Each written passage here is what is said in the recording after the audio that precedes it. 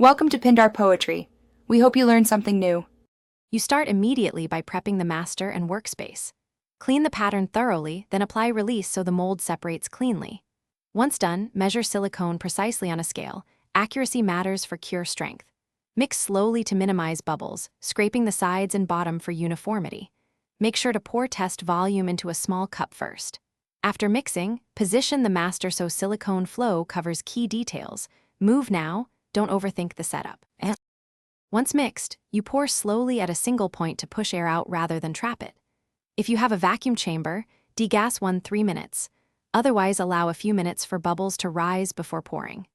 Make sure to build vents or a pour gate if the master has deep cavities. This prevents voids and helps resin flow.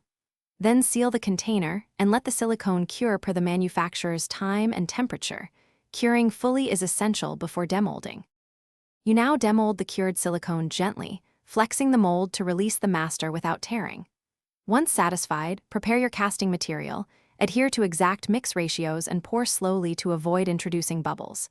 Make sure to support thin sections with backing or controlled fills. After full cure, trim and sand flash, then seal or paint as needed. If you find air voids, the key troubleshooting tip is to reevaluate venting and pour orientation. Add small vents and pour from the deepest point next time. Thanks for watching. Consider subscribing if we helped you.